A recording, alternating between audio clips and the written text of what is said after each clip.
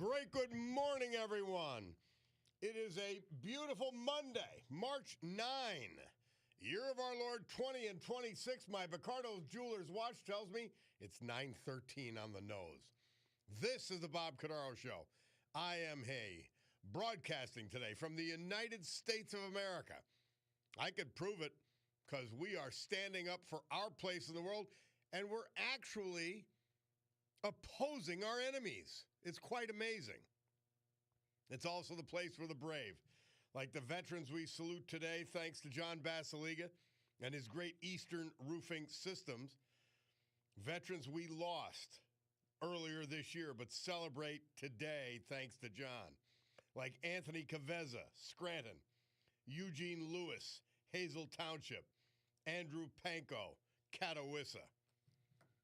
The United States of America, founded with the certain knowledge and understanding by our amazing, incredible, irreplaceable founding fathers that government is not, shall not be, cannot be our parent, our guide, our salvation, our direction. Not any of these things, but is nothing more than a necessary evil we require to organize and protect society. The United States of America, the country where, for the first time in human history, freedom was declared to be an unalienable right granted to each individual by God. It was not something that could be parceled out to groups. Freedom couldn't be controlled by government or government officials because our great American Constitution ensures and codifies freedom of speech, freedom of religion, freedom of association, economic freedom, and freedom of the press, no matter how they use it. Now, armed with these freedoms, and only because they had them uniquely in history and for the first time in that world history, because they had it, a ragtag bunch of immigrants, rejects, and their progeny created the richest, most powerful, most culturally diverse and accepting nation ever to grace this planet Earth. It wasn't a coincidence. It was a cause. America, the only place specifically invented and designed so that every American can live their life in the manner they choose, unlimited by their background, upbringing, race, color, or creed, unhindered by the government or those who would use government to control others for their own comfort, benefit, or power. This Bob Cordaro Show, well, it's always going to be convincingly conservative, lovingly logical, proudly and passionately patriotic, and reliably right. And so, with that essential preamble dealt with, we can gavel into order this meeting of the Club for Common Sense, promising you that our commitment to common sense is going to provide you with a sanctuary of sanity in a world that's gone mad. We played some of that, and the only current Democrat that makes any sense, even though he can't really express it, John Fetterman. Unreal. So, great weekend. Man, the weather cooperated. I know I told you, my son was in this play at the Marketplace's Steamtown place, a space that John Basiliga had donated to the Shakespeare Theater. And it was this Irish play. It was, I think, the first or second in a trilogy. And it was funny and it was touching and all that. And Cutie and I went with to Friday night. And then we out with my old friend Doug DeCantis and his girlfriend, Kelly Graham, who's the lead in the play, and had a nice night after the play. But the play was just awesome. Absolutely awesome. And then Saturday, Cusie and I were a bit under the weather, but so we said we can't go sit and eat somewhere or go out for the evening. So we went over to our old friend Russell Prino's, sat at the bar and enjoyed ourselves for a little while, and ordered takeouts. So we're only at the bar for long enough for the takeouts. But so many great people coming in. And but then, in fact, going back to Friday night, a family was having their wedding at the Radisson. And the father came up and said, love the show. And we had a little conversation about the show and that kind of, and it was, which warms my heart always. And the same thing happened Saturday at Russell's. You're running into people, and the same thing happened Sunday. Russell's has this steak à pois, which I just can't get enough of. Anyway, we went home and we ate our takeouts. And I forget what she made me watch, but we watched whatever.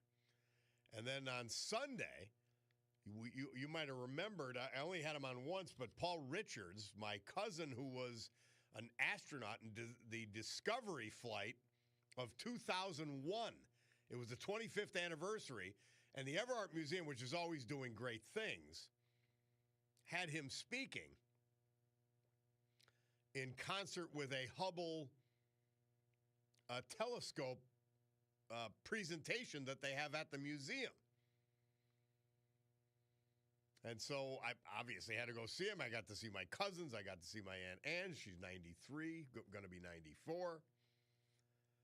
The Richardses. And he made an awesome presentation. A lot of stuff that, just describing all of the things that went into the shuttle flights and the space flights and our space technology. It is so incredible. When you see these left-wing sickos and you encounter great people who, love our space program and love our country and love the show. We'll say that too. I knew them already, but, all of the knowledge, like just one little fun fact. The average astronaut, when they're flying, grows about an inch and a half.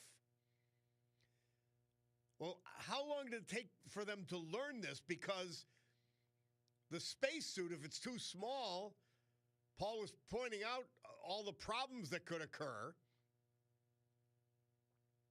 And they figured all these things out over time by trial and error. And he also was pointing out how rigorous the training was.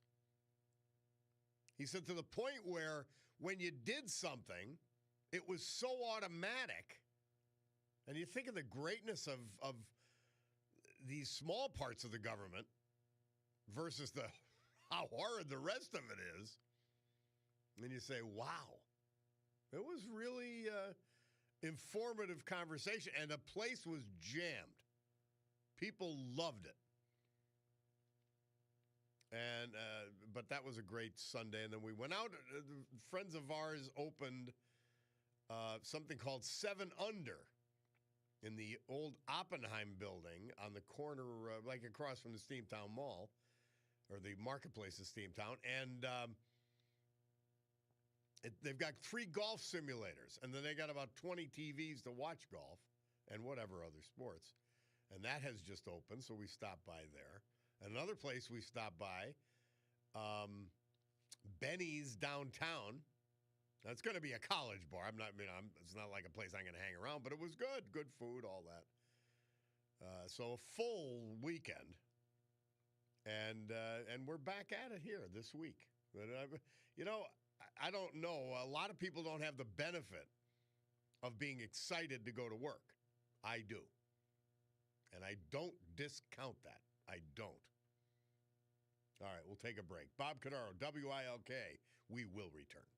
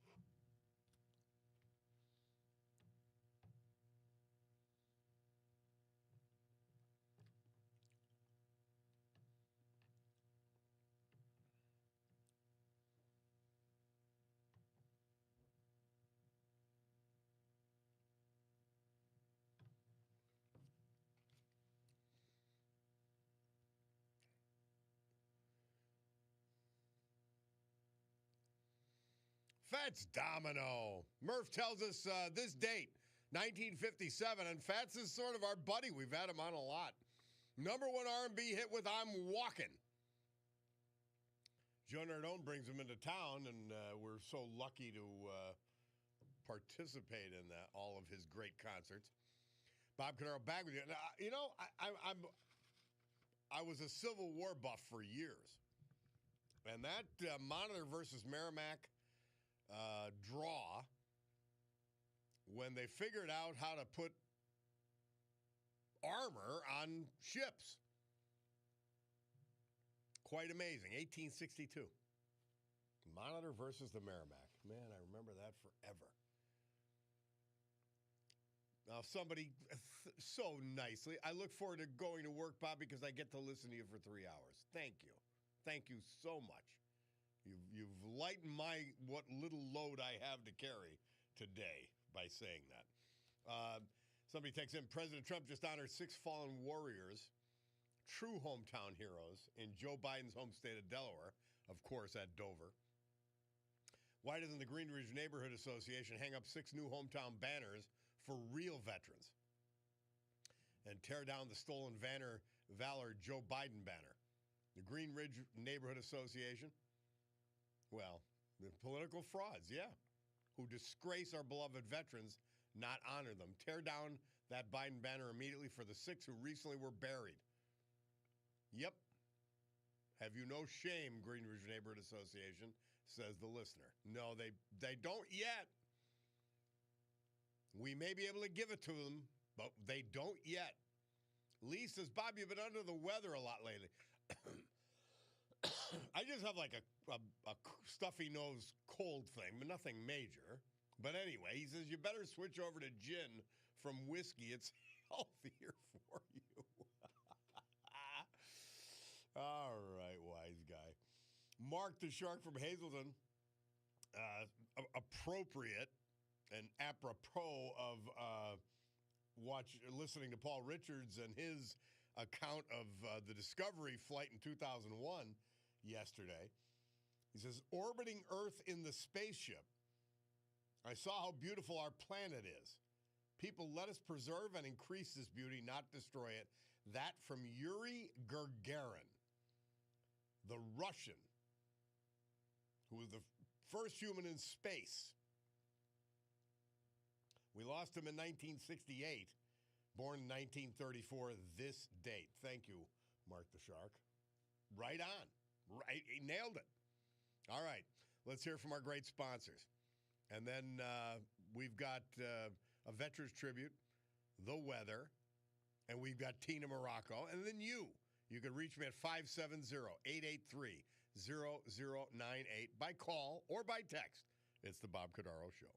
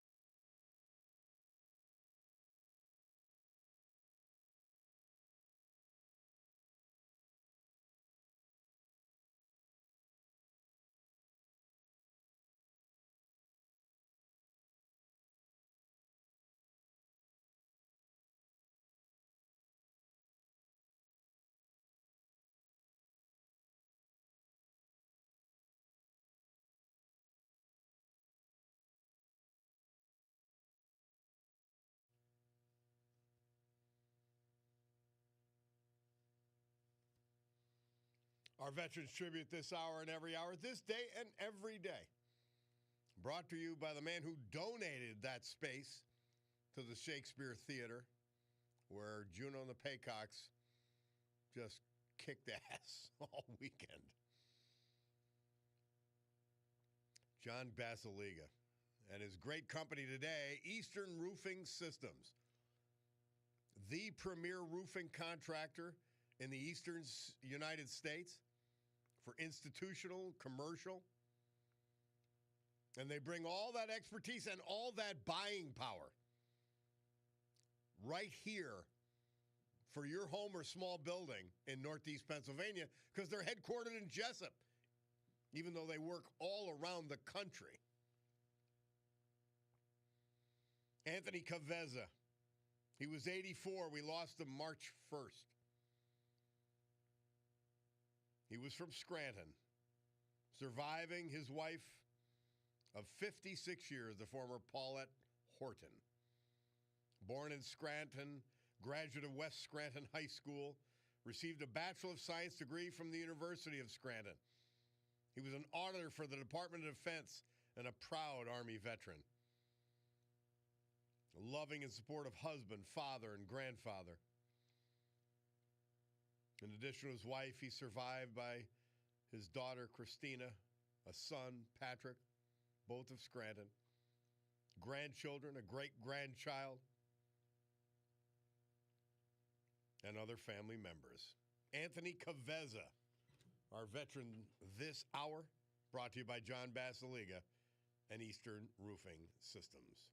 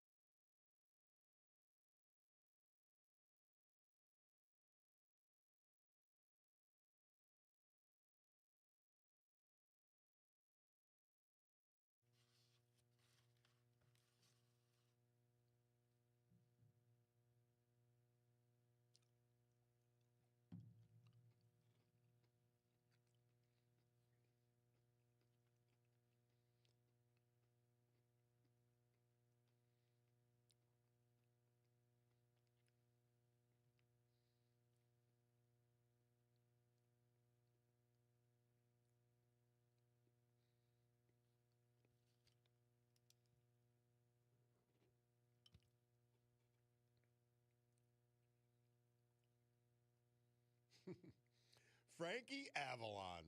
This date, 1959, Murph says he had the number one hit with Venus. But here's the number one hit, especially on Monday. We're going to get a taste of nice weather yesterday and today. But when it comes to sunshine, the woman who brings all the sunshine in every week here on the program, Tina Morocco, Premier Sotheby's International Realty, their Naples, Florida office. She can be reached at tinamorocco.com, M-U-R-A-C-C-O. And here she is, theme song and all. Tina Morocco, how are you, my dear? I'm doing well, Bob. How are you? I'm great. So tell me, again, I get warmer. I don't know. I get a sense of sunshine when you come on. You just picked the perfect theme song. Yeah. Well, it certainly represents what's happening down here. We are having a little bit of summertime weather here, so we're trending higher than usual. So it's like 86 today. Beautiful. Which is great for me. I love it. I'm going down in April, so I'm excited. I know the weather will be perfect. It's not even like a doubt. It will. Yeah. It will. It will. So tell us, where are you at today? So today, I'm in downtown Naples, but I want to talk a little bit about an area that we haven't really talked about yet, and it's called the Bayshore Arts District. And so the reason why I want to talk about it is because Opera Naples is there. And so when you think of Naples, Florida, you don't necessarily think of, you know, opera. But Dominic and I are headed over to an event on Friday. It's Opera Under the Stars. Mm. So it's an outdoor opera. They're going to do Turandot, a Puccini opera, but it's going to be incredible. So you sit outside, you get a table, you have a little bit of wine while you're watching the opera. So it's just a really, really special, special evening. But Bayshore Arts District, Luciano Pavarotti's widow lives here in Naples, and she is bringing the Pavarotti Foundation to Naples. And it's going to be in Bayshore Arts District, which is about 5 minutes from downtown Naples. And they're planning a huge venue for opera, an international venue for opera, which I think will be a huge draw here. It's going to be a performing arts center and a huge garden. So it'll be really a lovely place to go in season. And I'm sure they're going to have, year-round activities as well. Well, your county is known. What is it, Collier County? Collier County, yeah. Collier County is known for its arts and culture. I mean, that's one of the things definitely. that maybe get overlooked when you're thinking of the weather and the condos and the beach. It is such a center for culture. It's amazing. Yeah. It is, and it didn't always used to be like that. But in the past, I would say in the past decade even, we've had such an investment in arts here. We have the Gulf Shore Playhouse. We have the Naples Players. I mean, not just Collier County, but Lee County as well, north to the Fort Myers. Obviously, we have the Hertz Arena. We have the Barbara Mann Performing Arts Center. But there's always something going on here with performing arts. So, yeah, it's quite a hub. Well, I've got to tell you, Tina, when I was county commissioner, we developed an arts and culture fee to save our Everhart Museum and our Scranton Cultural Center, and also to the library and to help fund a bunch of local artists and that kind of thing. And the reason I know so much about Collier County's art scene, arts and culture scene, is because we beat them as the county. Yes, we beat them as County of the Year in arts and culture back in 2006, I believe. And so I wanted to know who our competition was, and of all, Manhattan, you name it, it was down to us and Collier County. That's incredible. So that's why I know how good they are. Though. Yeah, the Everhart Museum's an incredible place. I've been to weddings at the Scranton Cultural Center. I mean, what beautiful, exciting venues that you have there. And the library, of course, I'm a member. Nice. I work from the library when I'm there in Scranton. There you go. Well, all right. So that's important. People have to know it isn't just restaurants. It isn't just weather and beaches and all golf courses. Culture is really center stage in Southwest Florida. And I got a lot of questions about that, especially from people moving from big cities, New York or Chicago. They want to know, like, what is there to do in Naples and, in Collier and Lee County. So I talk about that a lot. Amazing. Well, thank you, Tina. We appreciate it very much. A Center for Arts and Culture, Collier County, Lee County, Southwest Florida. If you want real estate, you check out TinaMorocco.com, MURACCO, or just look her up at Sotheby's International in Naples. Thank you, Tina. Thank you, Bob. Take care. All right, we'll talk to you later in the week. Sounds good. All right. Yeah. Great place. It's got so much to offer. We'll take, and you need the right guide. The trusted guide to Southwest Florida is Tina Morocco. We'll be back.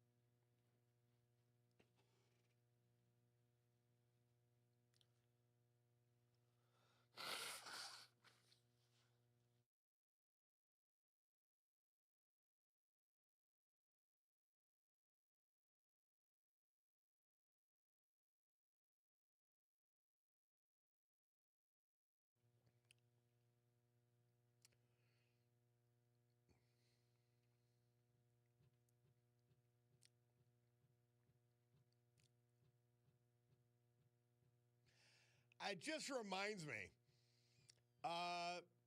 We played Simon Says all the time. It's a fun, cute little game. I got to do that with my grandkids. Maybe I've got to try to remember for this weekend. But Murph tells us the 1910 Fruit Gum Company moved up to number 4 this date, 1968, with their hit Simple Simon. Bob Cordaro back with you on the eponymous program. So yesterday, there was these extreme left lunatic protests. And they took press near City Hall in New York. Or I'm sorry, not City Hall, the mayor's mansion in New York City, where the Muslim communist mayor lives. Once again, in rent-controlled housing. And he refuses to call out, my man Mark Mayer tells me, Mark the Shark reminding me as well from Hazleton, but my man Mark Mayer tells me what a disgrace this clown is, Mamdani.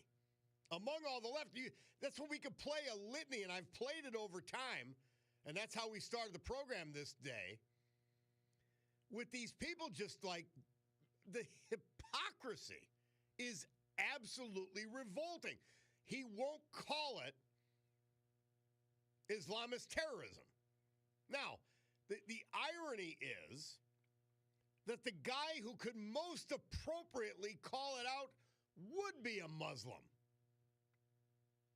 But he has neither the courage nor the clarity and wisdom to do so.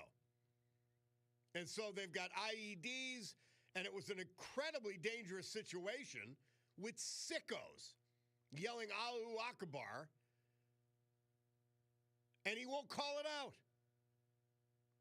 Absolute disgrace. Mamdani is a disgrace as a human being. What a phony. And that's what's happening. It's unbelievable. Navy guy texts in. He says, you want to cause chaos on the text lines. He said, you mentioned astronauts. Bring up flat earth theory. I'm not going to bring. You brought up flat earth theory. I won't bring it up. It's silly. Well, my Bacardo Jewelers watch tells me $9.50.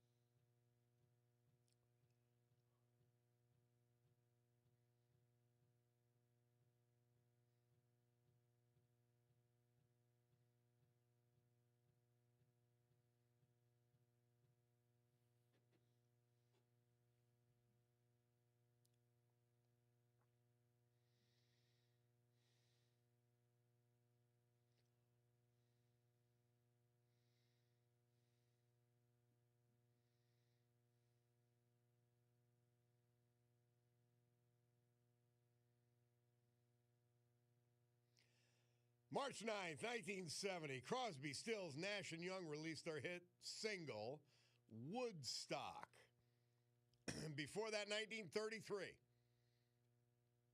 President Franklin D. Roosevelt, 100 days, which has been a measure ever since for the presidential achievement.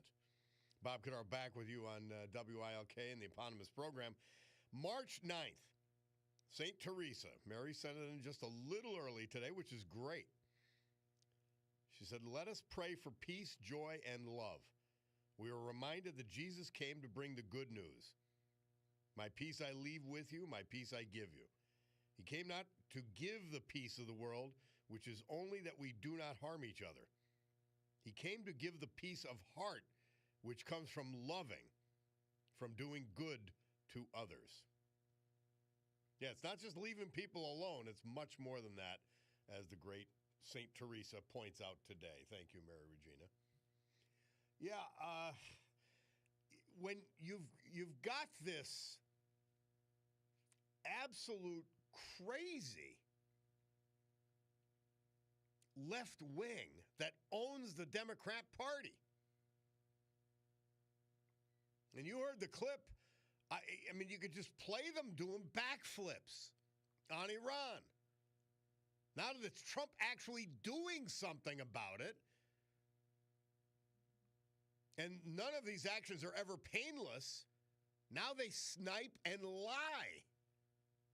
It's absolutely sickening. Everybody, let's look at it. Iran has been at war with the United States for 47 years. Without consequence. They took hundreds of hostages, took over our embassy, which is sovereign ground. It's one of the worst international crimes ever committed, taking over the American embassy. Killing, maiming, trying to kill and maim Americans, American service people, fueling the war against Ukraine, which all of the same left-wing fools were wearing ribbons just a few years ago. What the hell's that all about? It's absolutely insane. And so now they're against it. And you know they're going to be carrying out about gas prices and all that kind of thing. It's pure insanity. Are the American people prepared for this? To make modest sacrifices to eliminate, and China's our primary adversary, but an actual sworn enemy of the United States since 1979 is Iran. And Trump knows he's got 3 more years. And he knows what weaklings the political class is in both parties. And he's saying, I'm taking it on. I'm taking on international trade, which is hollowing out, destroying our middle class and working class. I'm taking on our adversaries and enemies and putting them in their place. John Pearl's going to be on a little bit to talk about how the Iranian and, of course, the Venezuelan conflict, they have massive implications regarding our relationship with China and our adversarial relationship with China. And these fools are doing nothing. The weakness extends to the point where the communist Muslim mayor of New York, Mark Mayer sent me the headline, Devil's Work, showing a weapon being passed from one Muslim to another. Let's not call them Muslims, that's unfair. One Islamist to another that was intended to kill lots of people. And Mamdani's done nothing. By the way, one final note on Iran this hour. Khamenei's son, now not the one intended to be second in command, but another son, is the chosen replacement, and the search to kill him is on. I'm happy they named him. Let's take our break because my Picardo Jewelers went. Oh, that was another great part of the week. I stopped at Picardo's to see the gang on Friday. I go there every month, at least once a month, to see what they have and actually to visit with them primarily. I'm not a shopper. But see the store. I just love being there. I love Picardo's. And they're the ones telling me, Bob, you can't even brag about us anymore because it's time for the news. And it is with Brian Hughes. We'll do that. We'll come back. And we've got Monday Musings with John Perillo when we return.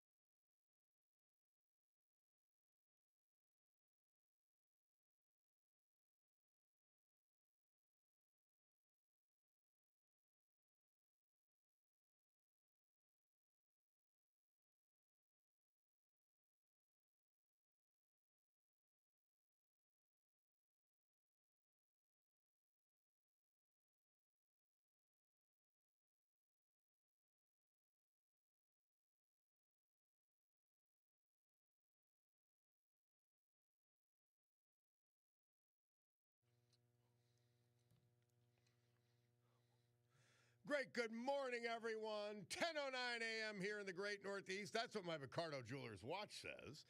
And it's a beautiful Monday, March 9, 2026. This is the Bob Cordaro Show. I am he. And it's a big day to fight for America, defend our values, and with the help of our man John Basiliga and his great Eastern Roofing Systems, to honor the brave who have made us and kept us free. People like veterans we've lost this year but celebrate today thanks to John, like Anthony Caveza of Scranton, Eugene Lewis of Hazel Township, and Andrew Panko of Catawissa. So with history, our great founding fathers, and the incomparable Constitution of the United States of America as our guides, let us continue today's battle. Gaveling back to order this meeting of the Club for Common Sense. Just a follow-up on this Mamdani thing. There were protests at Gracie Mansion. That's the residence of the mayor, where Mamdani lives in rent-controlled comfort. And he points out white supremacist Jake Lang organized a protest. I don't know who Jake Lang is. Outside Gracie Mansion, rooted in bigotry and racism. Such hate has no place in New York City. It's an affront to their city's values. They always talk about values because they have none. They always talk about unity because they strew and foment disunity. Then he says what followed was even more disturbing. Violence at the protest. Violence by Islamists. He doesn't even mention it. Doesn't even mention who did it. What a sickening disgrace. Oh, my word. Somebody echoing that. Mamdani is a disgrace. At first, right after this happened, he claimed they were Christian nationals. They had to backtrack. And Chris Murphy, they point out, he is the senator of Connecticut. He's he's insane. There's not even a method to his insanity. It's that bad. Well, speaking of all of that, it's Monday. Well, what do we do on a Monday? Well, whenever we can, we do something called Monday Musings with John Perillo. And here he is, our man, John Perillo. How are you? Good morning, Bob. How are you? Good. Well, how's all the gang doing out in Colorado? Well, if somebody would quit messing with the clocks, I'd feel a lot better. But yeah, I was going to get on this thing. I'm going to get on this stupid daylight savings nonsense at some point soon. It's really, I don't want to get up in the dark. Do it the opposite way, you idiots. Yeah, exactly. Anyway, so, but morning comes early out here to begin with, and then you change the clocks around, and it gets kind of exciting. But I mentioned at the close of last week's piece that the U.S. action in Iran was a disaster for China, and I was thinking primarily about the fact that with both the Venezuela and Iran out of the illegal oil export business, it puts a stranglehold on China's energy supply, which it certainly does. But this week I wanted to look at the larger question of what this Iran war means for China. And I'll start by stating my prejudices up front. I've never been a big fan of the way the president tends to play fast and loose with the rules, but the attacks on Iran were clearly covered under the 2001 Congressional AUMF authorization to use military force, even if the AUMF is likely something that would have been disturbing to our founders. The fact is that Congress didn't have to give the president this authority, but it did. And for those who say that the threat wasn't, quote, imminent, that word doesn't appear anywhere in the AUMF. So while it's not in keeping with the spirit of the Constitution, it's clearly legal, and a lot of the nonsense you're hearing about that, you just need to ignore, okay?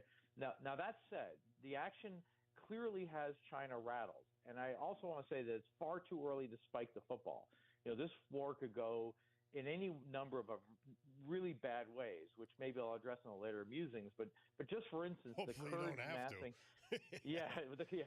Hopefully not. But the Kurds massing in the north would be completely unacceptable to the majority in Iran. And the RRGC, that's the Revolutionary Guard in Iran, has over 150,000 fanatics who will fight to the death because that's what they believe their religion requires. They're not going to surrender in large numbers, right? So, but for today, I wanted to explore an essay by a woman named Zine Baruba, who's with the Hudson Institute for Center of Peace, on what this series of actions means to our most important global adversary, which is China. And to begin with, it's very important to understand a bit about how China works. They think in the very long term, and they're very patient. And if you remember your Sun Tzu, the best war is the war that you win without fighting. And they have stuck to that long view, slowly gaining influence in places like Africa and the Middle East, while the U.S. was largely dealing with trivia. Right? And they carefully engineered an economy that was designed to enrich their defense industry while weakening their adversaries, and that's us. And it was designed to be resilient and to be able to survive U.S. sanctions. And the Chinese leadership is known for being steady and generally quiet. But this action, Ms. Robita points out, is that there's visible confusion coming from the Chinese leadership. And Xi Jinping built his entire leadership model around this long-term thinking and not being a bellicose leader, right? He doesn't tweet or yell. He moves carefully and very deliberately. And if you think about Taiwan, for instance, which they've openly said they want to retake, they've been quietly building a civilian invasion force, sending planes into Taiwanese airspace a little bit longer each time, but never precipitating a response. You know, they challenged in the Philippines, but with water cannons and bumping ships. And again, so far, no direct action. They've built up their Navy. They've talked openly about the U.S. in decline, but now find themselves in a position where everything that they have done to get this far to weaken the U.S. is in danger, not from an attack by the U.S. military, but because it becomes obvious that it isn't the U.S. military that's a house of cards. The real house of cards was China's foreign assumptions. And Mrs. Rabua gives us three reasons why the attacks on Iran are a problem for China. The first and easiest to understand is that the threat posed by Iran as a regional counter to U.S. power in the Middle East appears to be gone. And in a speech in 2001, Xi Jinping said that, quote, the East is rising and the West is declining, end quote. And in that view of the world, Iran was central to China's strategy. Iran was keeping the U.S. bogged down in the Middle East. And every president since Obama wanted to pivot to the Far East, but couldn't because Iran and its proxies kept our forces tied down in the Middle East. That was absolutely intentional, and it was enabled by the Chinese. And in addition to being a major source of oil for China, and maybe even more importantly than the oil, Iran was a big finger poked in the eye of U.S. hard power. Right? The existence of the Ayatollah was a living symbol of that policy, and the Ayatollah's mere existence was proof that the U.S. was declining. You know, we sanctioned Iran, we cut off their spending, we supported Israel, you name it, and for as long as the supreme leader and his predecessors have been the supreme leaders, as long as they were standing up on Fridays and publicly giving sermons and chanting death to America, they were visible proof of America's weakness. Prime Minister Xi personally approved the transfer of arms to Iran, and he personally signed strategic agreements with this supreme leader, and Xi made sure that China was there for the UN vetoes when Iran needed it, and none of those things kept the Ayatollah alive for 1 minute longer than the Israelis and the U.S. allowed him to be. You know, the blow to Chinese prestige there is hard to overestimate in the world. Well, both worlds, really, the Middle East and China, where saving face is extremely important, which brings us to Ms. Rabua's second point, that the entirety of Prime Minister Xi Jinping's story has collapsed.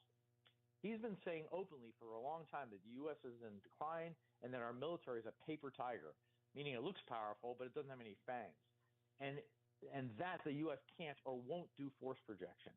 But with this operation, along with the operation in Venezuela, our military has shown itself to be very capable. And again, far too early to spike the football on what comes next.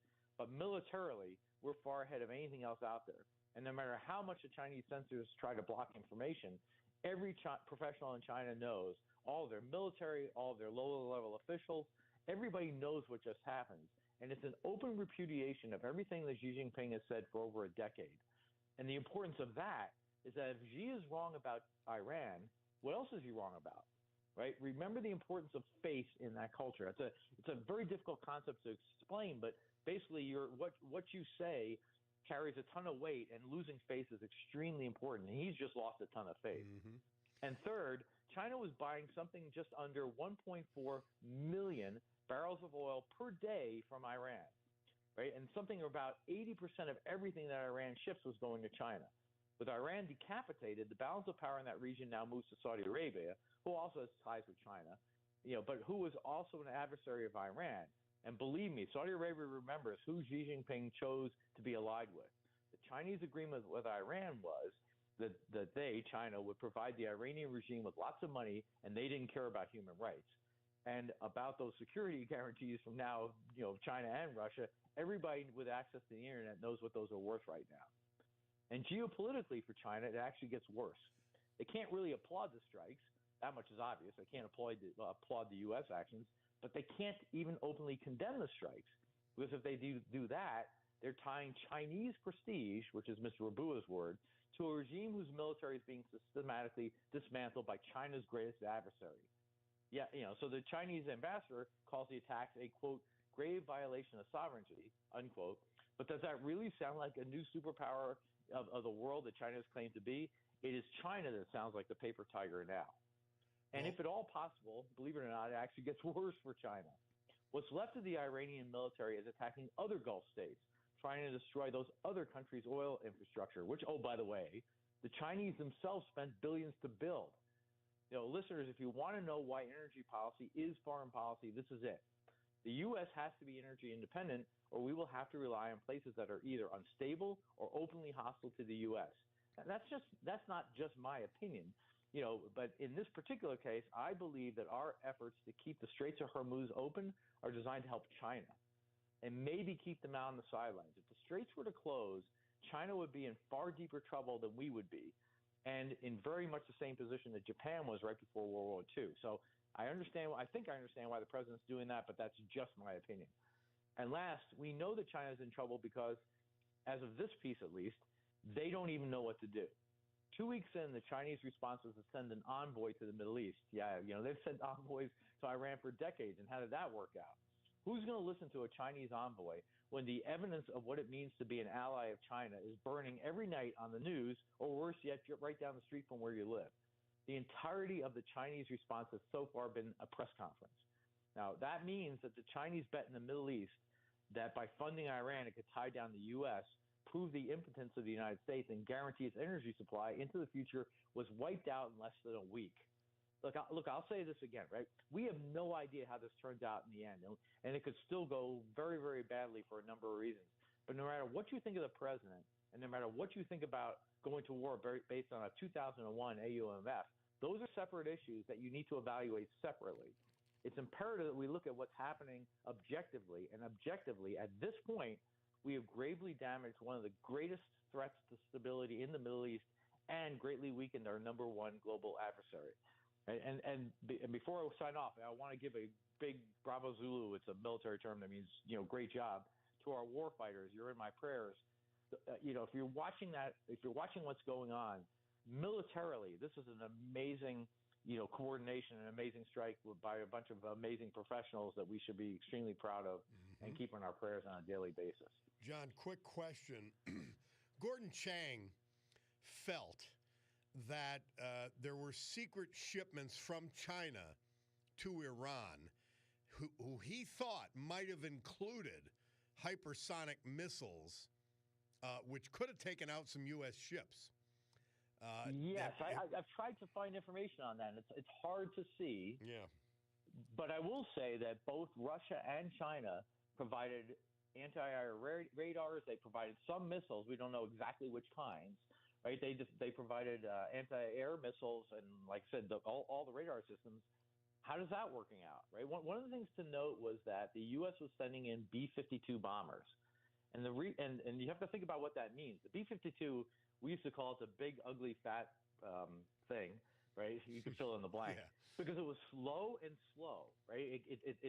So you send in your Navy to take out radar installations. Then you send in your B-1 and B-2 bombers that are stealthy, right? The only time you send in a B-52 is after your enemy's air defenses have been decimated. Because otherwise, they're sitting ducks. That's how even more than decimated, bad. Destroyed. Yeah, yeah. They've been so just think about it in those terms, right? That we're sending in our 1940s technology to bomb Iran because we can. Yep. They have no way of shooting them down now. We can't run out of that we can't, like, they build missiles here that our governor, the fool, famously signed, he autographed, made here in Scranton. And I think that, in fact, we're going to be able to use those kinds of conventional weapons now that there's no air defense. Right, that's an extremely important point. When you send in the B-52, you're essentially using guided bombs, which are relatively low tech versus cruise missiles and some of the other stuff that we've been using. And so you're preserving your inventory of high tech stuff for your next conflict. Which, oh, by the way, we don't have enough inventory, but that's a topic for a different time. Well, John Perillo, thank you, my man. Great talking to you and your listeners. Thank you. Always a pleasure. We're going to be following this, obviously, in the weeks and months to come. Absolutely. Thank you to you and the listeners again. I hope you have a great week, and thanks for having me on. A masterstroke by Trump. Venezuela, Iran, not just for the sake of South America and the Middle East, but for our main adversary, China. We'll take a break and be back.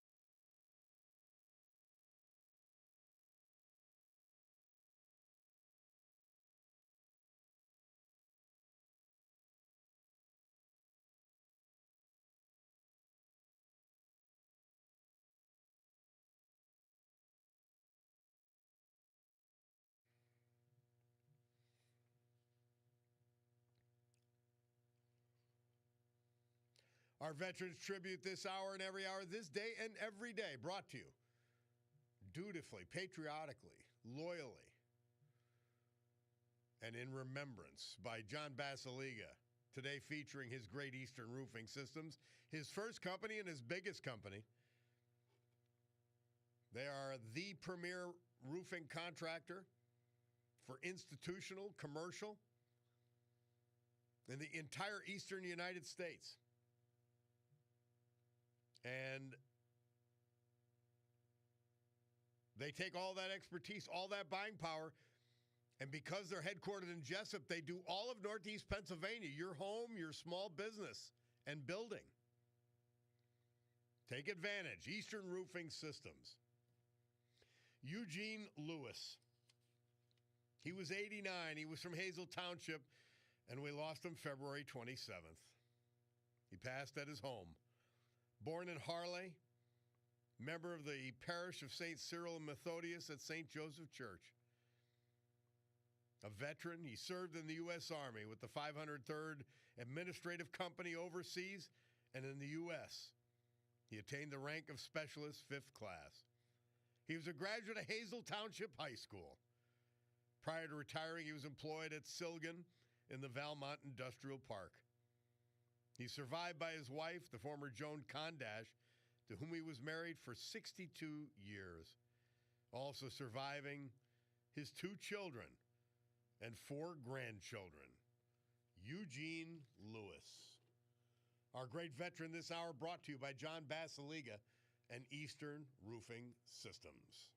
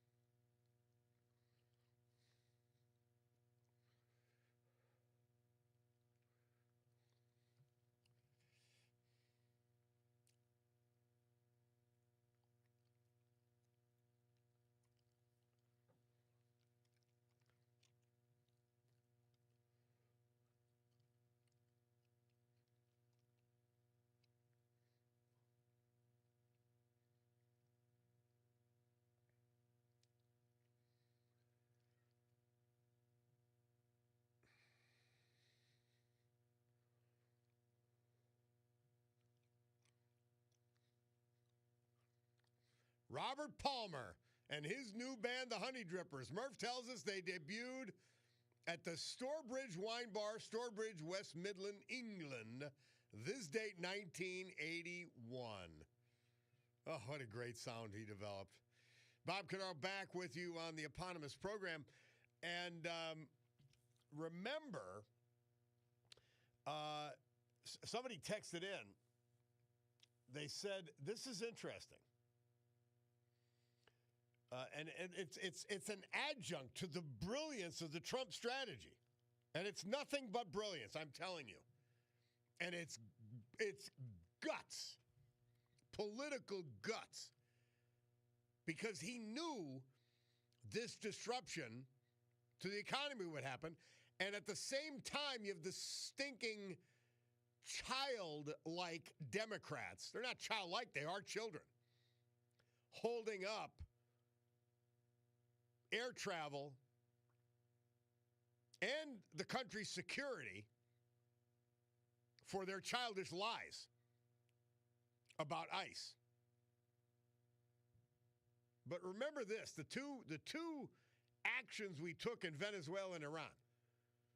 One of the listeners says, you have to remember China, North Korea, Russia, all their soldiers have been lied to also. Exactly. They were told we're weak, we're this, all of that. And the listener continues, they're now seeing what they would actually be up against if the militaries clashed, and they probably don't want that. Do you know the shock and awe of these campaigns? And I'll guarantee you, Korea, Russia, and China said, oh, they're paper tigers. They're finding out we're not. We are lethal. And we're back under Trump and Hegseth. We're not worried about transgenders in the military. We're worried about killing people, killing our enemies, which is what a military's for. And man, does it have an incredible impact. All the difference in the world.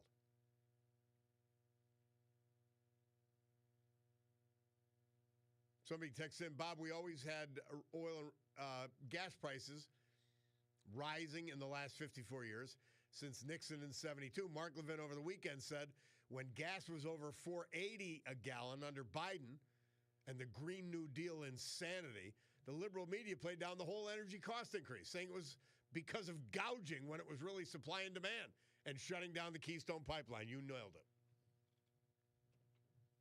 You nailed it. Hey, my man Joe Martin sent me, remember we were talking on Friday about the Squeeze Inn hot dog stand in Sunbury? I've got to go there. You've got to see this place. Somebody else had sent me a picture, might have been Mark the Shark from Hazleton, of the Squeeze Inn. Absolutely hilarious. And I've got to go there. I do love my hot dogs. And I'm a big, and we're going to have two of them soon because John Bass League is opening another one. Coney Islands, two in downtown Scranton right across the street from each other. Two great ones. And then, what was the, Jim's in Hazleton on the main drag. Awesome. And now I got to go to the Squeeze In. It would be almost as far a drive. What's the one in Jersey? I can't believe I'm blanking. This is the age. But I've got to go to the Squeeze In Sunbury. Absolutely fantastic to see it. Gosh, it's amazing. Joe from Tripp Sparky says, Trump knew the Strait of Hormuz would be affected by the conflict. He eliminated the threat from the Iranian Navy, then launched an insurance program to cover insurance companies not wanting to take the risk. He's 10 steps ahead. Well, they're not buying it yet.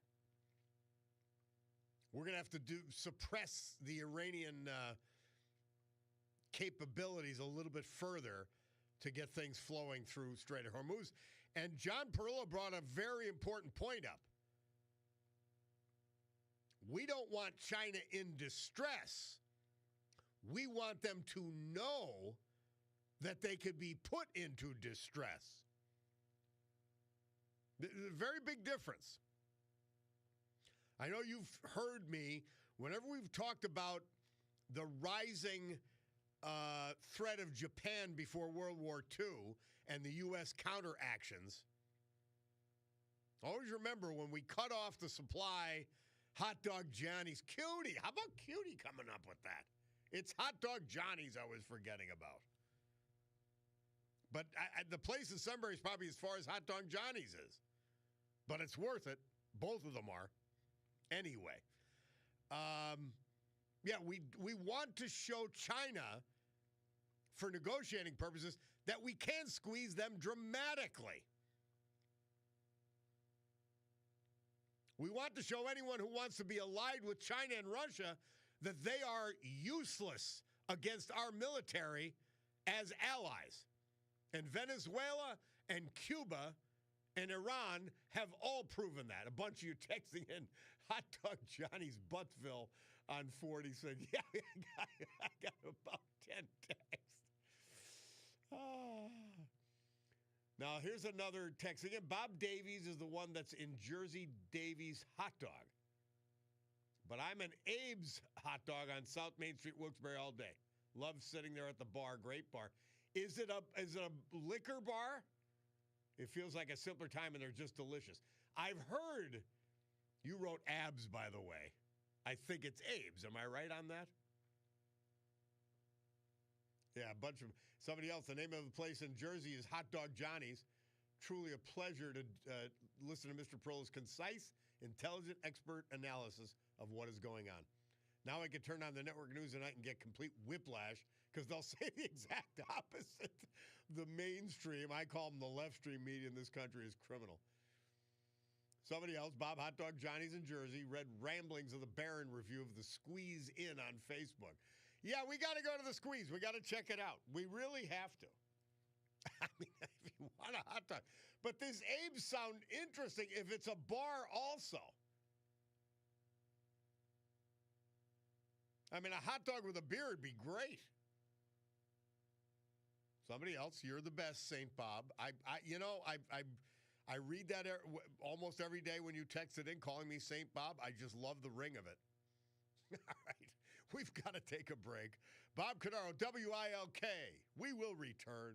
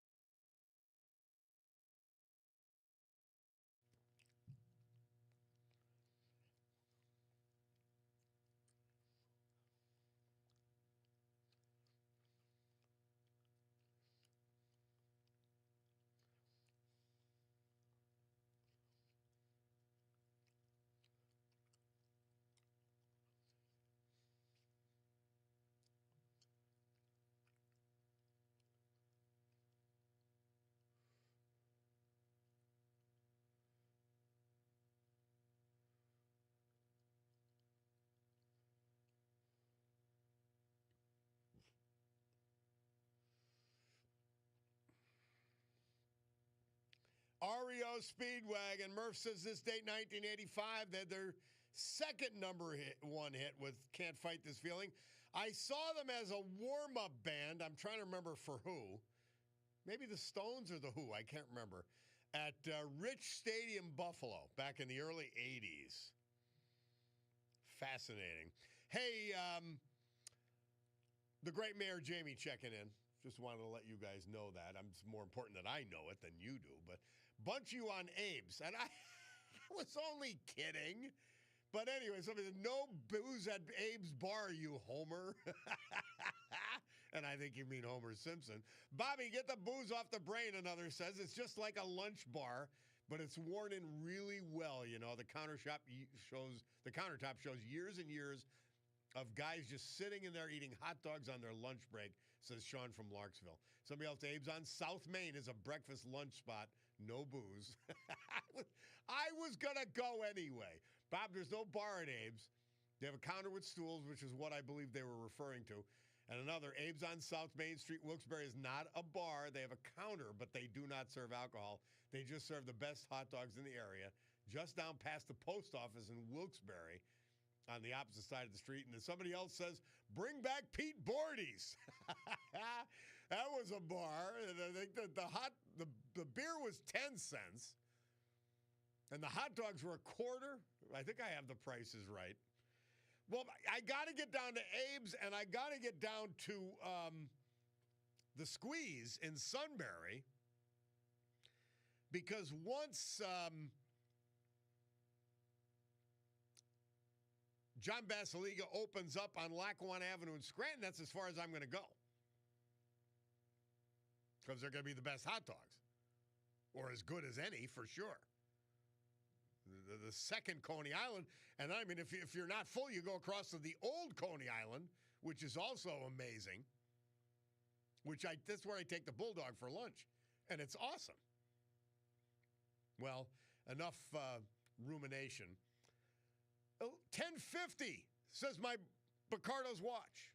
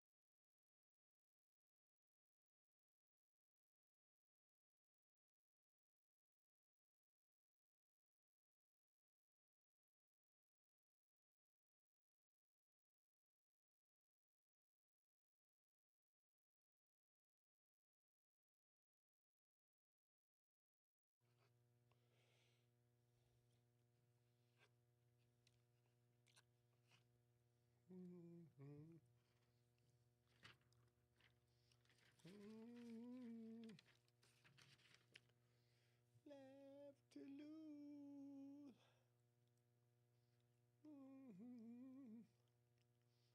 Give yourself away. And you give.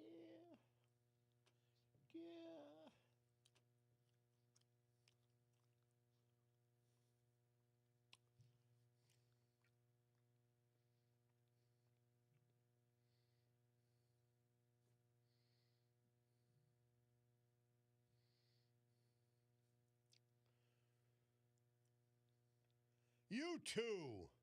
This date, 1987, they released their hit With or Without You. And 1945. See, that's when you actually tried to win wars. B-29 bombers from the U.S. They were dropping incendiary bombs to cause fires in Tokyo. Killed about 100,000. Remember that. That's almost twice what the atomic bombs killed. Isn't that something?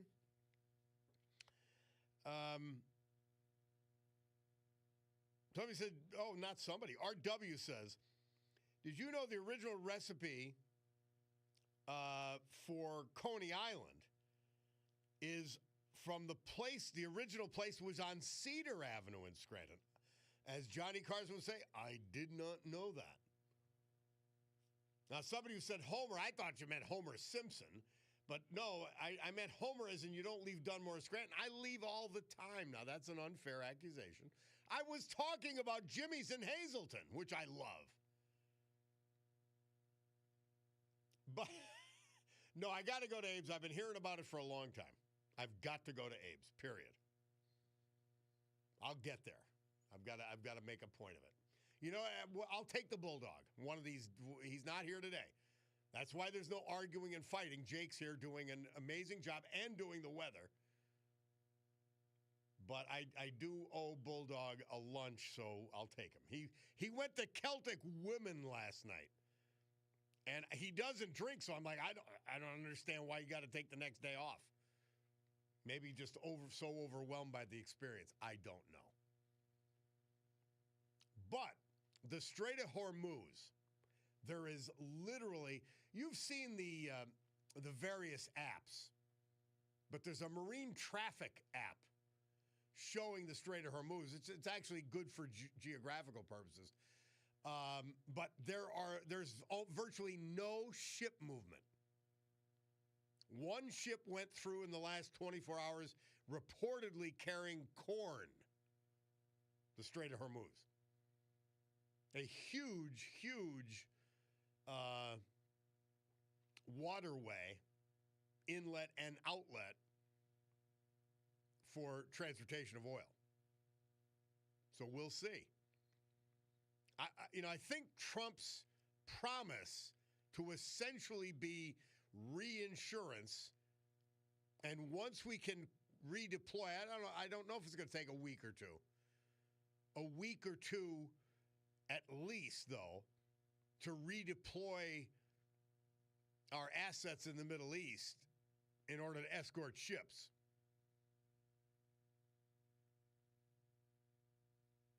My man Paul Lockett says, what about the places in Rochester? Well, we're not in Rochester, number one.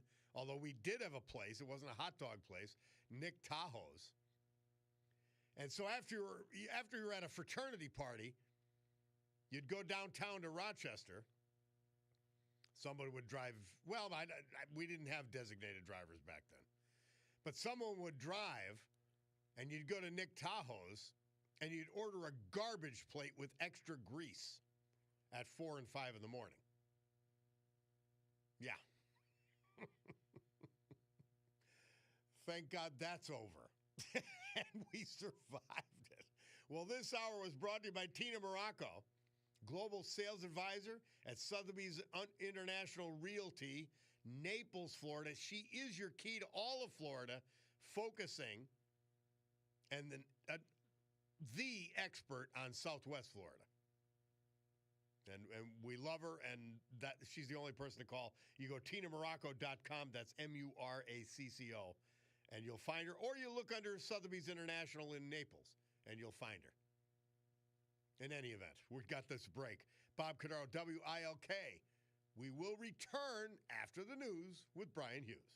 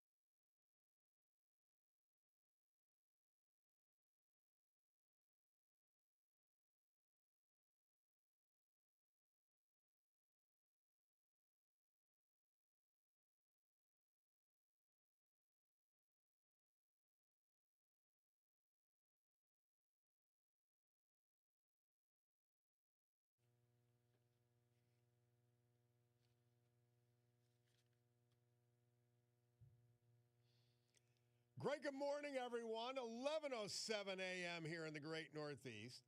This beautiful Monday, March 9, 2026. This is the Bob Cordaro Show. I am he, and it's a big day to fight for America, defend our values. And with the help of our man, John Basiliga, and his Great Eastern Roofing Systems, to honor the brave who have made us and kept us free. People like veterans we lost this year but celebrate today, like Eugene Lewis, Hazel Township, Anthony Caveza, Scranton, Andrew Panko, Catawissa. So with history, our great founding fathers, and the incomparable Constitution of the United States of America as our guides, let us continue today's battle. Gaveling back to order this meeting of the Club for Common Sense. And we do promise you that we are completely, totally committed to common sense. We are anti-insanity here, and because of that, we'll provide a sanctuary of sanity for all of you for the balance of this morning. 11:09 on the Bacardo Jewelers Watch as we begin, and we've got something we need to do here.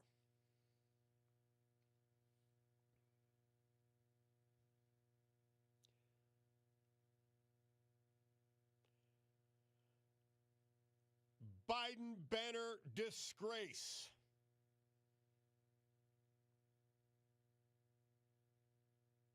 Day 83. An immoral, foolish, and wrongly placed hometown hero banner erected in the Green Ridge neighborhood section of Scranton by the Green Ridge Neighborhood Association. And I say to them what all of us say to them. You may disgrace yourself by associating with that scum, but do not debase our veterans for whom the hometown hero banner is designed. Biden banner disgrace, day 83. And yes, we will start naming names very soon. One of our great listeners, Bob, designated driver, was the guy who drank the least. Yeah, I don't know how you calculate that, but anyway, somebody says, in 44 years of trucking, whenever coming out of Jersey, at the side of the road across from the shop, 2 or 3 big trucks could stop, and he could go into Hot Dog Johnny's on 46. There was enough room on that side. Love the show, retired trucker and former Marine. Well, I mean, a Marine trucker, you don't get much better than that. We love that you're listening. Absolutely love it. And that you're part of the show, just as importantly. Somebody says, did I ever get to the best cigar bar? I have not. And it's my designated driver who says he will buy lunch. I'm going to do that.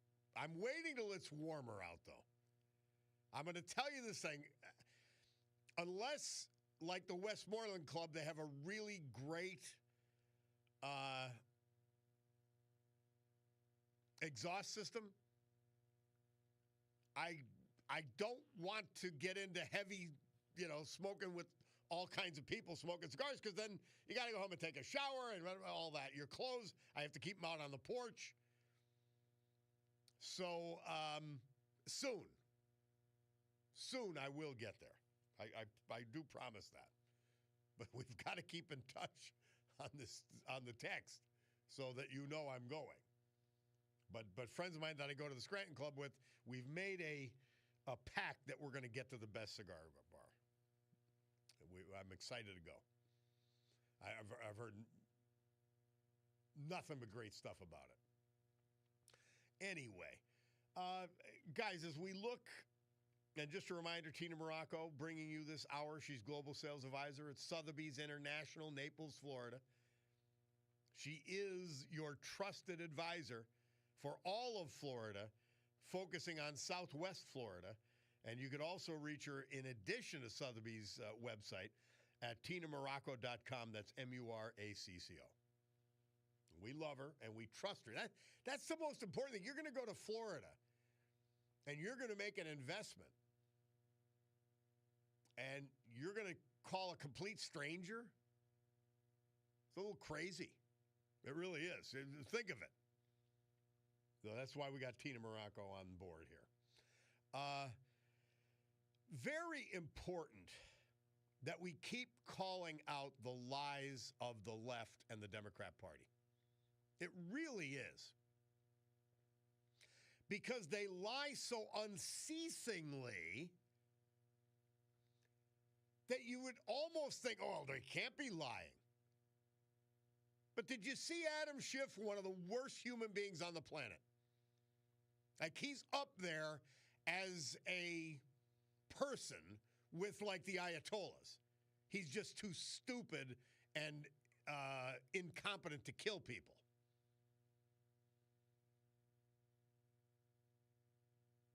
He got read the Obama justification for bombing without congressional approval. He didn't know it.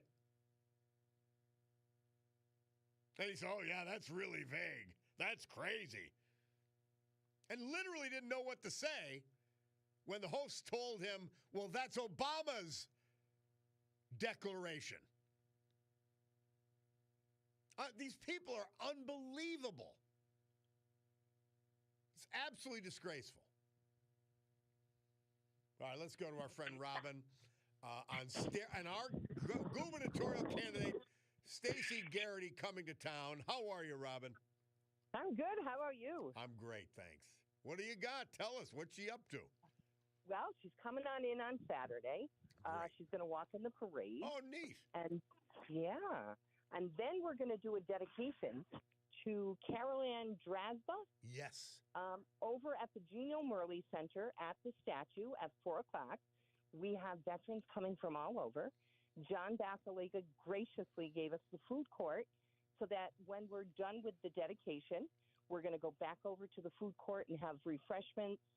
And she's coming in as the state treasurer and a retired colonel. This is a bipartisan get-together. So this is going to be we just love when she's in town. We love when she's in town. She is our candidate for governor, but we love when she comes. Absolutely.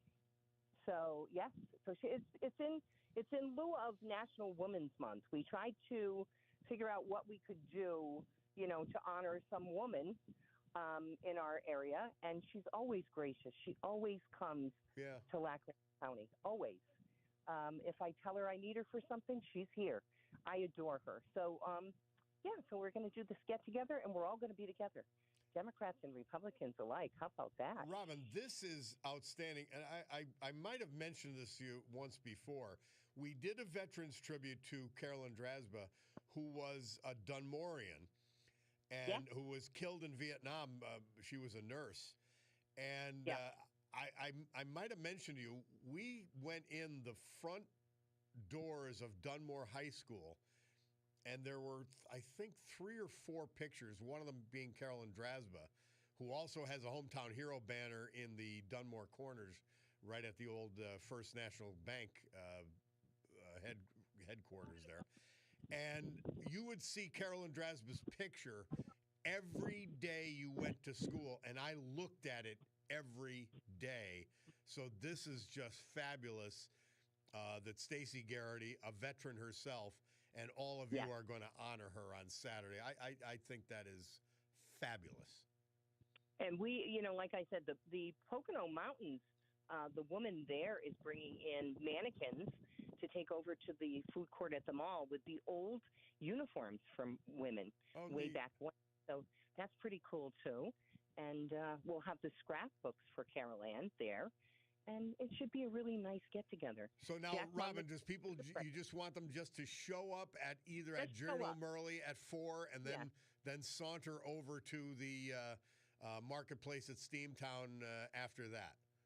Yes, absolutely. And then we'll just have a nice get-together there afterwards also. So that's great. And they can socialize with Stacey and everyone else, and it'll be a good time. Well, remind us, Robin, on Thursday or Friday, maybe Thursday's a little better, giving people a little more notice about this. This is a great event. Fantastic. I'm proud of you. Yeah. And we have I'm on that Lackawanna County Women's Commission, and we have a lot of women from there coming. One actually volunteered. We're going to have one of her singing groups sing "God Bless America" after Jack Munley does the prayer, Nice. and we'll do the pledge. I'm going to pull a woman veteran out of the crowd to do the pledge.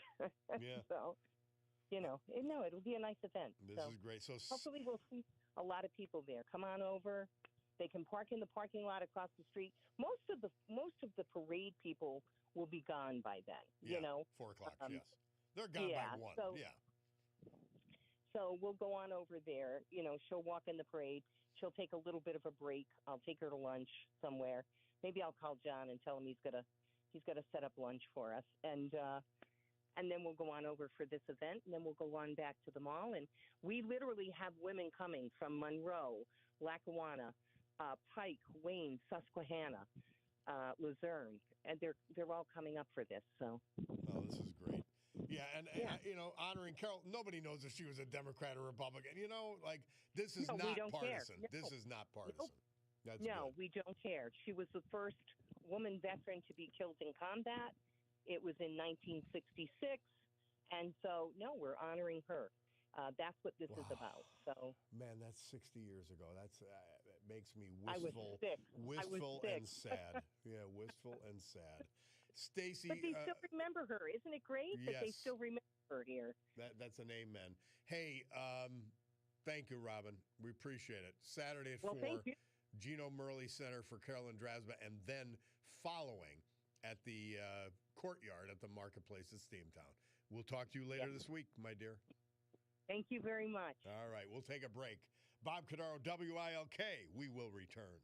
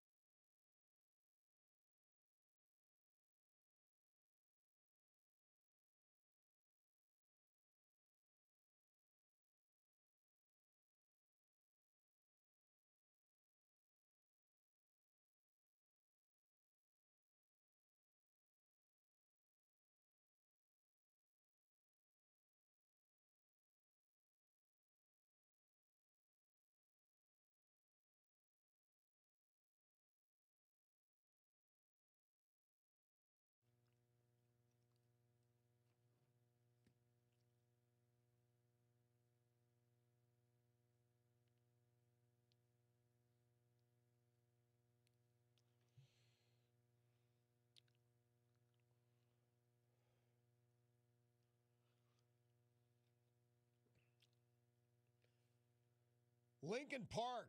Murph says this day, 2004, they were one of the hottest alternative rock hits with Breaking the Habit, song about overcoming substance abuse. And is there a family not touched by this? Is there anyone not touched by this, by family or friend? Bob Cordaro back with you. And of course, CBS Newsman Edward R. Murrow. He took on Senator Joseph R. McCarthy. And the sad part is, McCarthy was right. His methods were wrong. He was right. The State Department, so many other areas afflicted by left-wingers. Not necessarily communists, but left-wingers. But he went on about it in a completely unethical and insane way. And he just, So Edward R. Murrow, one of the many who started to call him out and ended his madness. Bob Cordaro back with you on the eponymous program. So, did you hear the Joe Nardone commercial? He's got another concert coming up in May. I'm telling you, these events are awesome. I can't wait to interview all the guys coming in. It's going to be good stuff. Somebody says, Bob, LTS, back at you. She's Cutie has more rules than prison. What rules? Oh, no, she didn't have any. Somebody else, okay, an insane person. Bob Trump just got us into war just to distract from the Epstein files. Yeah, I know. It had nothing to do with the geopolitical situation vis-a-vis China and regarding the Middle East, and the fact that they said death to America, and that no one doubts, even an idiot like you who did this text, no one doubts that if Iran or radical Islam could kill every American, they would not hesitate. Not for a moment. So their development of drone technology, which they were using against, remember your favorite ally? I put that in air quotes, Ukraine. Yeah, you didn't count that in on your ribbon that you discarded once you got the next cause for Palestine. Another group of murderous thugs. How do you support murderous, insane thugs and then pretend you're normal? And that goes for Islamists, but at least they're Islamic maniacs.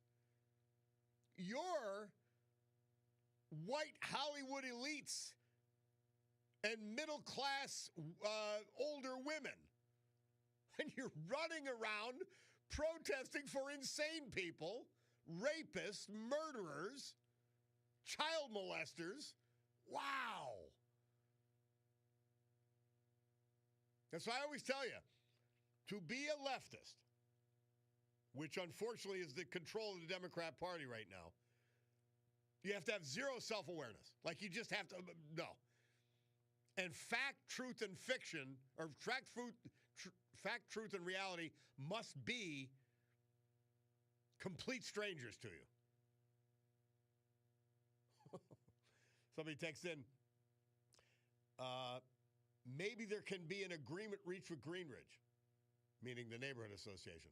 Allow them to keep Sleepy Creepy Joe's picture on the banner, but replace his name with Jessup Giuseppe.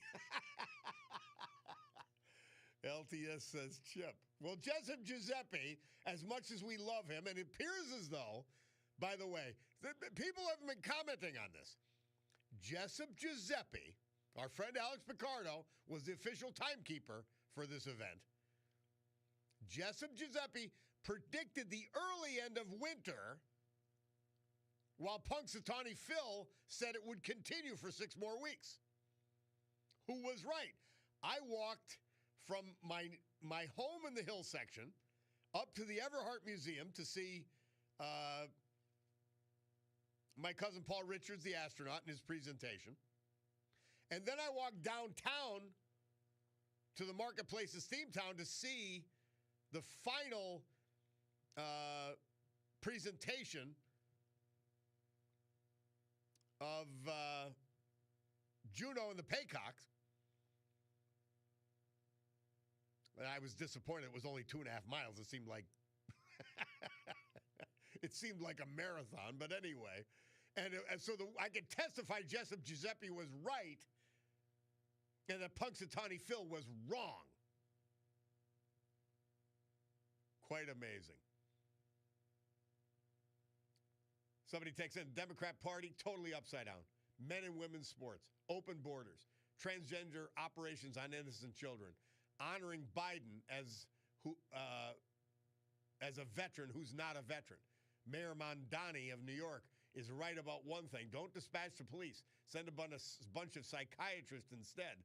Mondani can start with the Green Ridge Neighborhood Association. Well, just a majority. 5 people, remember, voted to take it down after they realized their mistake. And it could have been a legitimate mistake in the beginning. Now they know they're wrong.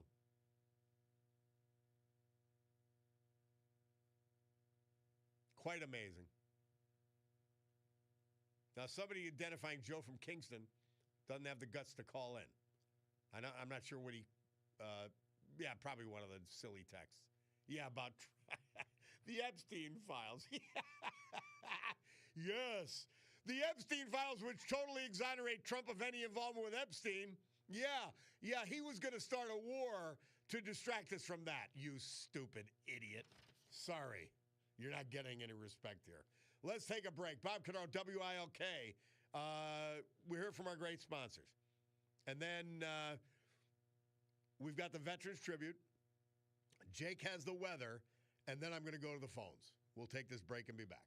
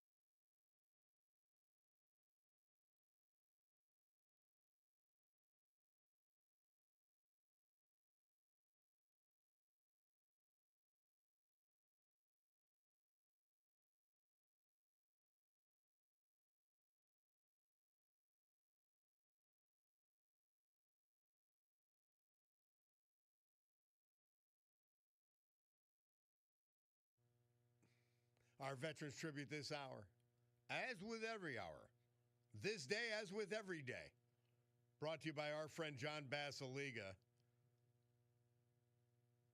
I mentioned he also donated the space for the Shakespeare Theater where Juno and the Paycock was held over the last week. Amazing. Well, today we're featuring his first company and his biggest company, Eastern Roofing Systems, the premier roofing contractor for commercial and industrial and institutional purposes in the entire eastern United States and beyond. And they bring all that buying power, all that expertise back to Northeast Pennsylvania because they're headquartered in Jessup. They'll do the roof on your house, the roof on your small building right here in Northeast Pennsylvania, and you'll know it's done right and it's backed right. Eastern Roofing Systems. Andrew Panko, self-employed contractor, enjoyed salmon fishing. He was from Catawissa, and we lost him at age 83 on February 26th. Born in Ashland, a graduate of the great Mount Carmel High School, a decorated U.S. Army veteran. He served this country from 64 to 66. In 1970, in the Assumption of the Blessed Virgin Mary Ukrainian Catholic Church in Centralia, he married the former Joanne Michalko, who survives him. He was a self-employed contractor, Panko Contracting, a well-known business that served the local area for many years. He was a devout member of the Assumption BVM Ukrainian Catholic Church in Centralia, and also a member of the Valley Gun and Country Club, Elysburg. Loved the outdoors, salmon fishing at Pulaski, New York.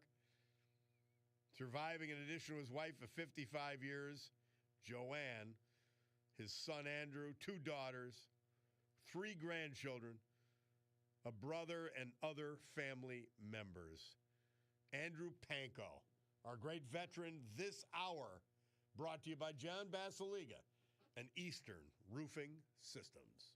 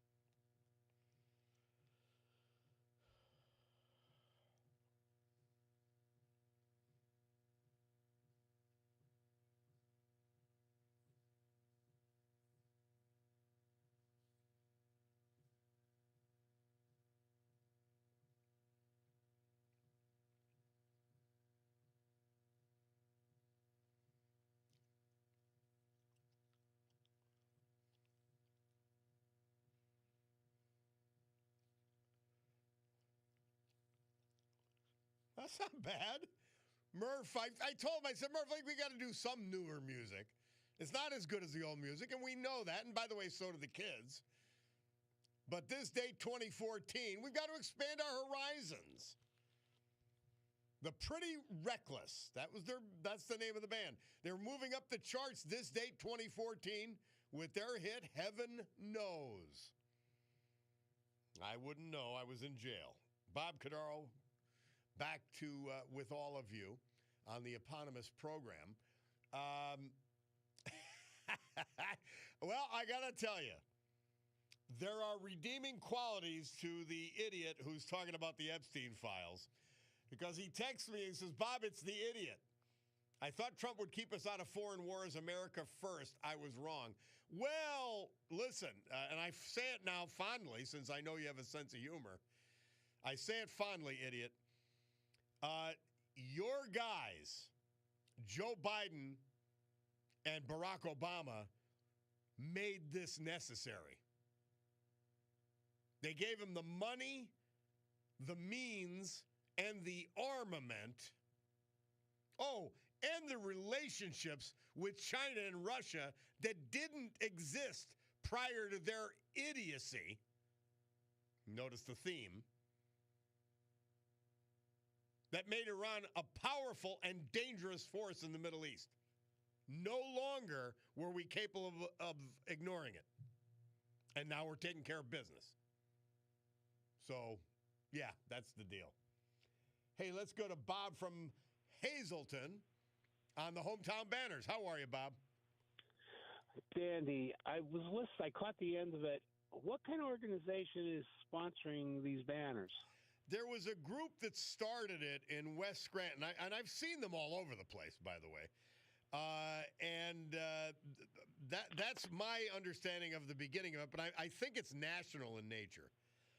And you set up a local version, and then they decide, families can apply to put their family member, but you've got to prove their veteran status. And in this case, the Greenbridge Neighborhood Association, for strictly political reasons, decided to honor Joe Biden with a Hometown Hero banner, as if he wasn't being honored enough in this area. He's got an expressway, he's got a street, which I don't acknowledge anymore. I'm done. But and they just are embarrassing our veterans and everybody else, by the way, by lying about him and stealing valor from our veterans. No, because the reason I called, my Lions Club, we sponsor Hometown Hero banners. Oh, okay, so in your area in Hazleton? Well, it's all my Lions Club is Twin County Lions Club. Our address is in Nuremberg. Okay, that's which great. Is outside of Hazleton. Yeah, okay, sure. But anyway, they have the great plays. They have the great plays in Nuremberg. Right, but we got Nuremberg, Weston, Fernglen, Rockland, Mountain Grove, part of Sugarloaf, and then when you come up the mountain, we got flags in Cove Village, which is a private little gated community, Neat. Sheptonite and Brandonville. Well, thank you for that.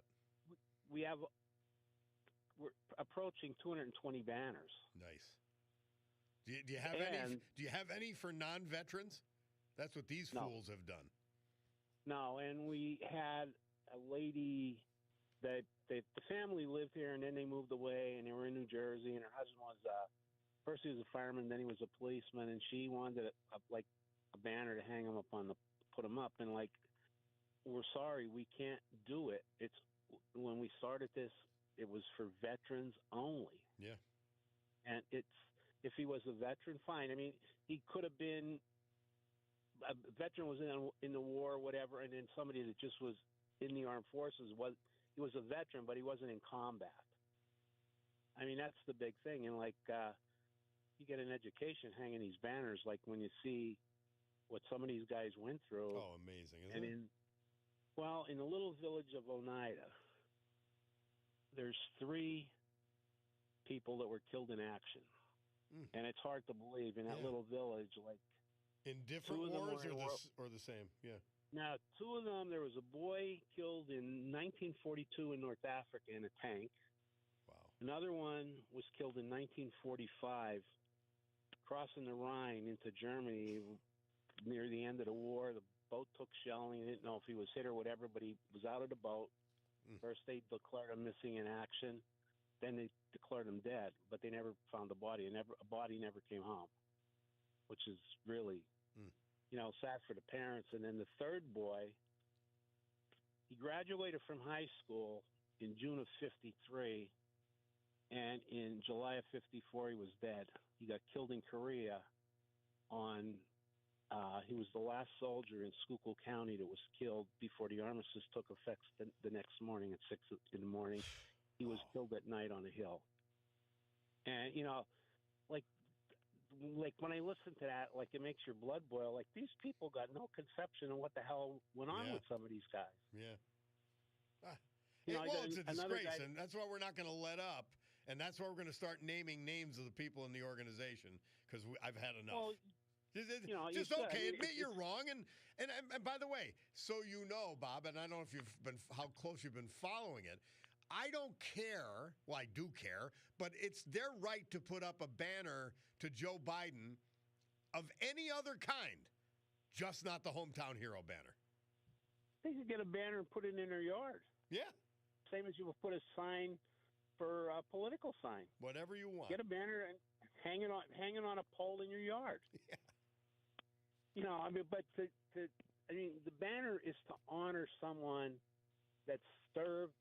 They gave their life and everything else, and like it's mind-boggling. I heard bits and pieces of it, and like when I heard you today, I wanted to definitely call you. It's just, I mean, they're so wrong. Yes. And they know it. And now they know it, but they persist. Well, yeah, I mean, there's nothing you could say about it. It's just so screwy. Well, we're going to make sure that they are going to get embarrassed themselves for this because it's intolerable. It is. I mean, it's a disgrace to even do. If the guy was a veteran, fine and dandy. Yeah. But don't you're just poking the finger in the eye of the people, like to do something like that. Yep. That's just so wrong. But anyway, thank you for your time. And thank you for doing that. I guess like different organizations have taken up the cause in various areas, the hometown hero banner. And thank you to your group for doing it. Is it the Lions Club, you said? Yeah, the Lions Club does it. I mean, there's I played for like Lions Club Hazleton. and midget football, so they're always close to my heart. Yeah, I mean, like it was a project. We started actually with Christmas banners, and then we had a lot of veterans in our organization, and you know, some of the guys, we should honor some of these old guys and and that's how it started. Yeah, that's with great. The banners, and it started out small, and then now it's like it just went on and on and on, and like as I said, we're approaching 220 banners.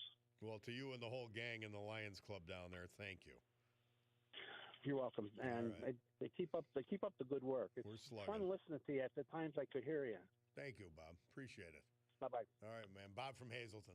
Hey, we got to take a break because we're approaching the Bloomberg Money Minute. We got some sponsors we want to hear from. We'll take this break and be back.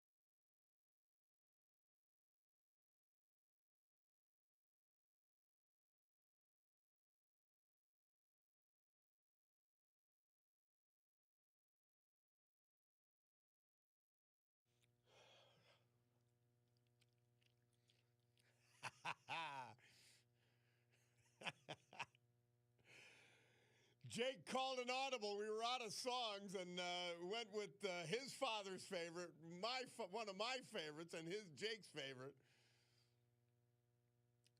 Nice. Bob Cordaro back with you on WILK.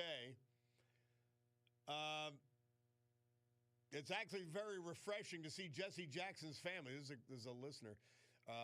Family rebuke both Biden and Obama for making their speeches at his memorial service about how terrible Trump is, rather than their dad. They seriously do have Trump derangement syndrome. Amen. I just saw this, and I didn't have room to play it because somebody else texted in just now. I love Jesse Jackson Jr. going after Democrats who, rather than eulogizing his father, tried to score political points. Amen. They're disgraceful. Cabinet guy says, I looked into the banners. You can use the banners for first responders, but it's up to the group that is providing them. The Biden banner is a disgrace. Another listener, Bob from Hazleton, is right. It's a total disgrace. The Biden Stolen Valor banner must be removed from Greenridge Neighborhood Association. Now has true blood on their hands. No excuses. Tear down the stolen Biden banner. Start calling out the names of the guilty. I will. We're coming. It's coming. But I figured I got to give them enough warning. I have to give them enough warning. It's a sickening disgrace. By the way, Rick Bigelow lets us know we didn't get to play it today. 2:45 in Sydney, Australia. We were in. Now wait a minute, Rick. You're going to have to let me know because we had Townsville, Australia. Let's see. By the way, we're finishing today with James Taylor and Carly Simon when they loved each other. Back in March 9th, 1974, Murph says they moved to the top 10 charts at number 7 with their hit Mockingbird. And it's going to have to,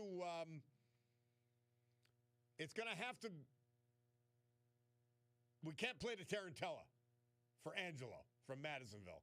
But Angelo, we got about 30 seconds for you, my man. And I'm sorry we can't play the Tarantella today, your theme song, but no problem. We buddy, all know no it's problem. there, Listen, brother. If I go down there and take that down and get arrested, would you bail me out of jail? If I get my law license back, but no, let's not. No, I want. See, that won't mean much. What it'll mean if they admit that they're wrong and do something about being wrong, then there's true value in the whole process. So I don't want anybody to, I know you're kidding, but I don't want it taken down by anybody but the people who put it up. There you go. There you go. I'll tell you what, I'm going to call them and complain about it. I'm going to make them an offer they can't refuse. See what they say. You do that, Angelo. Man, what a great show today. What a great show today. LTS, man. We have fun. We love it. We love it. I love hanging around with you guys. I absolutely love hanging around with you guys. Well, you got to come up Saturday to the VFW and the VFW. Well, I might have parade obligations, but and that means drinking obligations down here, but that does sound good. Well, we're going to go till 2 o'clock in the morning, maybe, so it don't matter. Oh, I'll be the designated driver because I don't drink anymore. There you go. Yeah. Well, that's right. All right, so you got to call me later in the week and remind me about the event, okay? That's the 14th at the VFW, correct? Correct. All right, brother. From 2, it starts at 2. All right. Open Angelos. to the public. Okay. Grazie, Angelos. Arrivederci, Roma. Well, it's time for us to shove off because my Picardo Jewelers watch say it's going to be noon in a couple seconds. The Sue Henry Show next. Rob O'Donnell Show after that. And God willing, I'll be with you tomorrow morning at 9 because we've got so much to talk about. We've got so much to attack, so much to correct, and so much common sense to dispense. Guys, have a great day. Thanks to Jake in the control room here today. We're going to bang it out because it's time for us to go. Club for Common Sense.